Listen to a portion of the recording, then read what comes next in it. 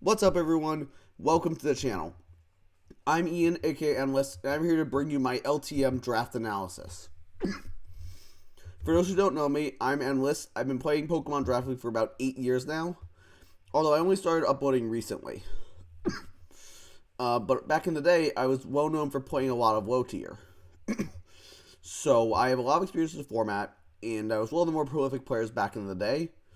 So hopefully that can transfer over to Gen 9. I haven't done any in Gen 9, and there's a lot of power creep, but I'm going to give it my best shot.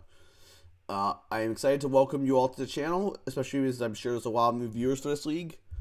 So thanks for stopping by, and before I get into the team and the draft itself, I'm going to give a quick channel update for my returning viewers. If you have not been here before, I still recommend checking it out, because I'll be talking a lot about my upcoming content, but if you don't want to, there will be a timestamp in the description to skip ahead.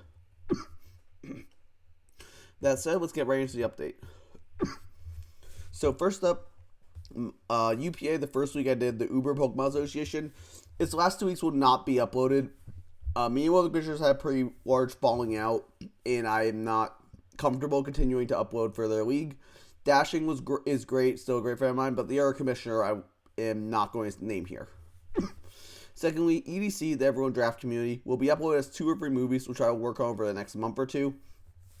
I'm super excited to showcase that run. My draft is really fun, really interesting, very unique, and I really want to get those movies out in June or at the latest in July, so y'all have really long content to watch, which I hope you'll enjoy. This current league, LTM, will be uploaded every Sunday, and I'm currently 75s of a non-upload league. If I make finals, I will upload both matches of that, both semifinals and finals. And finally, my league, BPL, is starting a new season soon, so expect a ton of content related to that. It has both Showdown and Wi-Fi, so if you're interested, message me on Discord or post a comment, and I'll happily provide you some resources to get involved. That said, that's about it for the channel update. So, onward to the league itself. LTM is a low-tier league. It's really the old style of low tier where it's kind of more mid tier. Where Pokemon from like 12 to 13 points are legal. So back in the day, it's pretty common. Nowadays, a lot of low tier leagues are much lower power level, but this should be fun anyway. I'm excited to play in it, flex those old muscles from what I used to play back in the day, and hopefully it'll go great. For those who don't know, I always nickname my Pokemon in Wi-Fi leagues after a different Yu-Gi-Oh deck because I'm a big Yu-Gi-Oh fan, as you can probably tell from the channel avatar. So for this, I chose one of my favorite combo decks, Lightsworn, and so the names will reflect that as we go through them. So our first pick, I wanted a really strong Terra Captain early, so I started out with Terra Okidogi. Personally, I think this is a great Pokemon. It's very strong, very bulky, has decent move pool, good setup, great abilities. I saw my good friend Amber, aka Gravy, pop off with this in the Mudkip division, which I recently played against her in quarterfinals. Actually, it was randomized playoffs, so she was the 2 seed, I was the 3 seed. We played there, and she made this thing look like an absolute menace. So I really wanted to try it myself. I really wanted to get a Terra early because I didn't think there were that many great ones on the board. And so I grabbed mine at pick 10 just to secure it. I do think Okidogi is a top 5 Terra on the board, so I think it was a worthwhile pick. With Okidogi, I also want to support it with lots of hazards, some good bulk to go around it, and of course, ways to kill poison and ghost types, which we will get to later, as those are the main checks to Okidogi. But I'm pretty happy with the start. Okidogi is nicknamed Raikou after the dog of the Lightsworn deck. Makes sense. It also destroys things, and Okidogi is going to destroy things ideally. Next up, we have Skarmory named Felis after the Archer, since it's an armory. So Skarmory, it's pretty basically what it does. It sets up hazards, it's really fat, maybe Iron Defense Bypass, sits there, forces things out with Whirlwind, and it's just a really strong defensive backbone. Resists ground and psychic and flying, which are Okidogi's main issues. Of course, it doesn't really switch into psychic or flying mons if they're special, which a lot of them are, but we can patch it up later. But rocks and spikes are really nice. I find a very good synergy of Okidogi in general. Also, the ability to potentially taunt things, then get into Okidogi to set up is really nice. There's not much to say about Skarmory. It's a pretty basic Pokemon, but it does what I need to do. So, there we go. Into pair of Skarmory, which is very physically defensive, I grabbed Tentacruel, quite a special defensive Pokemon. This is Minerva. I'll be honest, I couldn't think of a good one for Minerva, who is the maiden, so Tentacruel's Minerva. It's kind of funny, I guess. But Tentacruel is very specially defensive and has decent speed. Also reminds me Spin to remove any opposing hazards. And to grab a poison, so that once Okidoki Terras, I'm not too weak to Toxic Spikes. Fast or slow momentum with Flip Turn, depending on how I want to invest, is great. And Knockoff also is very useful for removing items. It even can run offensive sides in certain matchups. Obviously, those aren't common, but there are matchups they come. In low tier, I think it'll be a lot better to do that. Yeah, again, it's a very basic Pokemon. Tentacruel kind of does a few things, and it's pretty solid at those things. Obviously, I'm very electric weak right now, so I need to patch that up, but I really love Tentacruel in this format, and just in general in Gen 9, I think it's an amazing utility Pokemon, and I really did not think it would get back to me round 4. So we took it a bit early at round 3, but I think it was worth the pick. Next up, we have Hisuian Electrode. I was lacking speed, so here is speed. We have Garoth is the name of Electrode, which is a card that basically speeds up the deck. It helps it turbo out things on the board, and so Electrode fits that pretty well. This thing is insanely fast, hits decently hard with its good stabs and strong moves such as Leaf Storm and Thunderbolt. It has great utility, Leech Seed, Sub, Foul Play, stuff like that, Screens. So I think it fits the team very well. It gives me a quad electric resist, so even though it's not the bulkiest thing, it can pivot into those electric types if I need it to. And the fast momentum's really nice to, again, drop in Okidogi, just click a button, which is pretty good here. This also breaks down ground types, which bulky grounds are pretty annoying for Okidogi. And Tentacruel is not the best at breaking them because it's weak to ground, and also it's not the strongest. So Electro is a mod I'm pretty excited to use. Again, this may have been a bit early, but the speed was going off the board really fast, and there was nothing left, so I kind of felt the need to lock in Electrode now. So after Electrode, I got sniped a lot.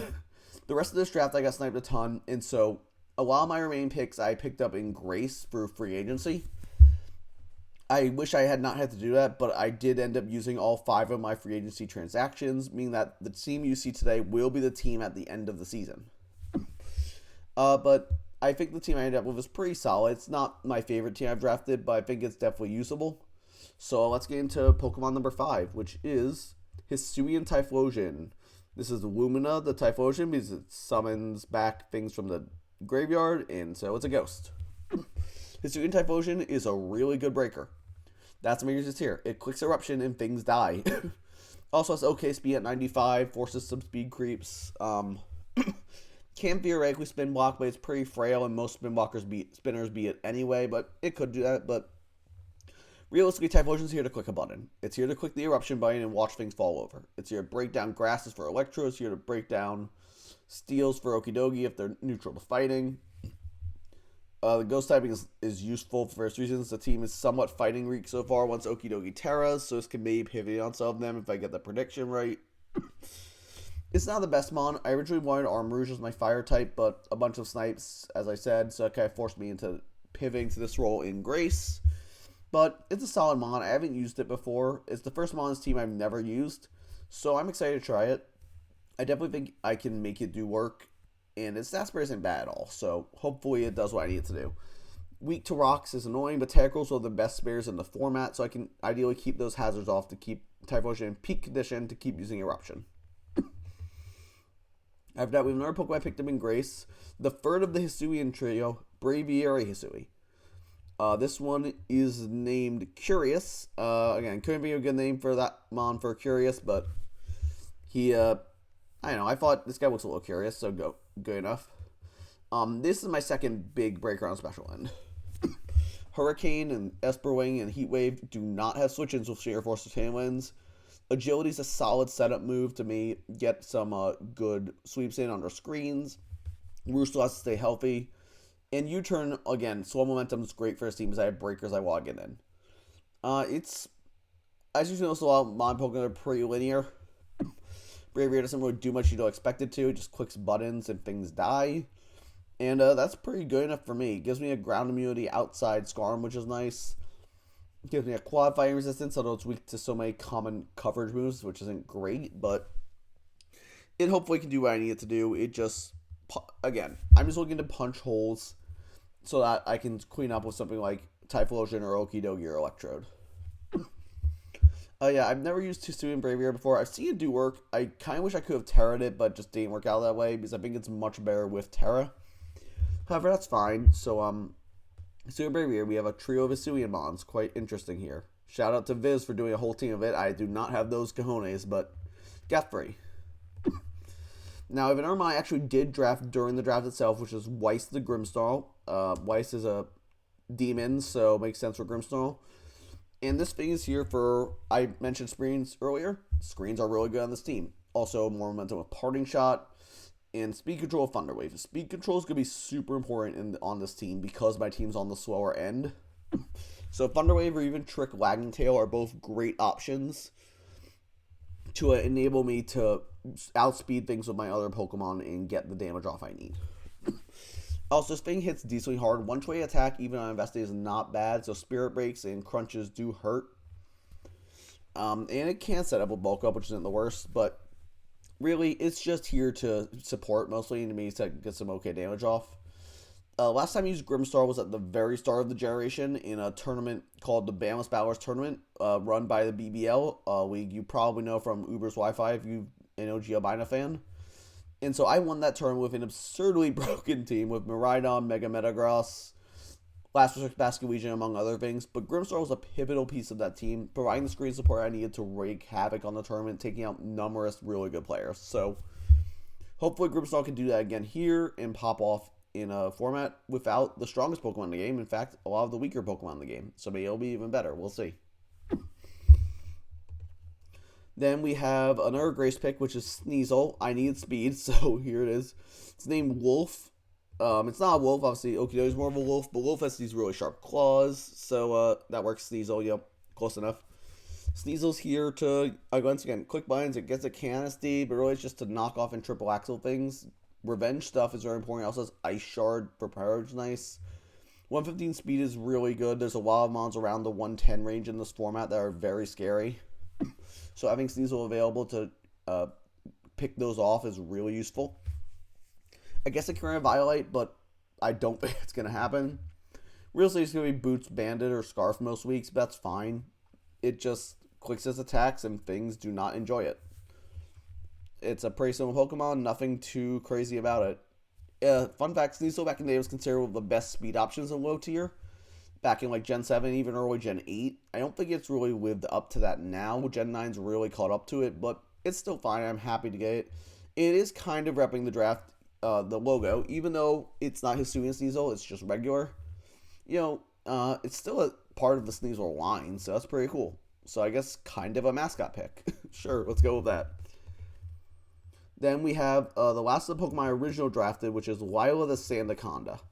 Lila's a sorceress and destroys like magic stuff, and this clears things to slow them down, so guys, it's kind of related. Originally I was going to do a sand team with Lycanroc and Houndstone, but that didn't really work out. However, I'm happy to keep Sandaconda as it's a pretty reliable ground type. Rocks and Glare are a really nasty combination for just controlling the pace of the game however I want it to. Hits decent hard Earthquake, and also very importantly, it has Shed Skin, which makes it a really good status absorber when my team does not really like taking stuff like Burn and Paralysis so far. So being able to switch in Sandaconda with that, shrug those off, or even rest them off is amazing. It can also Coil, which is pretty useful. Grandmaster D-Ray, another coach in this league, did really well in BBL a couple seasons ago when we ran a lower power format with Terra Sandaconda. Even though I'm not running Terra on it, I still think I can weigh up to what he did and get a couple Coil sweeps ideally. So we'll see how that goes, but hopefully it does well. Now we have two more Pokemon that we picked up in Grace. First, we have my second Terra Captain, Big Ampharos. So I had not really seen this thing do much until I played it in EDC last season, and Razor Claw smoked me with it. So with Terra, so I'm very excited to use it. It's quite bulky, pretty slow, but like it's not terrible, especially when things are paralyzed. Gets agility, I'm pretty sure, so that helps out there. Static, again, it's So good flying resist, which I did not have right now for stuff like Hurricane. There's a lot of Hurricane in this format. It can be in slow momentum with Volt Switch. It doesn't get a huge move pool, but it gets enough to make, surprise things. And most importantly, just if I don't let Taro Kiyogi in a game, these are really good secondary options. Just come in, tank hits, fire back really strong ones. Maybe even, clean up a game of agility in the right matchup. So, Ampharos is pretty solid. I'm excited to use it. Ampharos' nickname is Raiden. Again, this is the one I couldn't really think of a good amount to fit with it, but Raiden is an electric guy in Mortal Kombat, so close enough. So that's why Ampharos is Raiden. And our last book was the Pokemon just put in the finest of work for me in a game in the Smogon Ghosting Tournament, which is happening right now. Me and 3 of my IRL friends are playing that. We got our second game win to lock brackets, largely thanks to big Spidops. So Spidops provides me webs, which is pretty important with how slow my team is. And I don't have the greatest ways to prevent hazard removal, but it's still pretty solid here. First Impression is a good priority move. More slow momentum of U-turn, and if I'm running Stakeout, it can do a ton of damage off. They have to switch out versus it. And usable bulk. Obviously, 69 to 86 isn't great, but if you invest it the right way, you can take a lot of hits from a lot of Pokemon. Like, we invested for this past game until we have a Terra Ogre Pombo Spring IV Cudgel for max attack. So this thing, if you invest right, can definitely do what you need it to do. It's not going to come that often. It's only 2 points for a reason, or it might have been 3, but it's here. It definitely will have its place, and hopefully it comes once or twice and does work. Spidops, as is my ace in the hole, is named JD after the boss monster of the deck, Judgment Dragon, because, I don't know, Spidops is crazy. It's kind of funny. So, that's the full team. Terra Okidogi, Skarmory, Tentacruel, Hisuian Electrode, Typhlosion, and Braviary, Grimmsnarl, Sneasel, Sandaconda, Terra Ampharos, and Spidops. So, I'm pretty excited to use this. I have my week 1 game version Necrostevo. I'm actually playing it tonight as of recording this. So, hopefully that goes well. You'll find out, I guess, 8 days after this is uploaded. But, I'm very excited to use this team. Dip back into the stronger power, low tier format. I haven't played it in a long time. And once again, a huge thank you to OG Albina for inviting me. We've been friends for a while. I'm really excited to give it my all in such a big league. That said, like and subscribe, as all the YouTubers say, and check out everyone in the description. They're all awesome coaches. I'm really excited to play with all of them. And hopefully you are excited to watch those. With that, have a great night, everyone. Peace.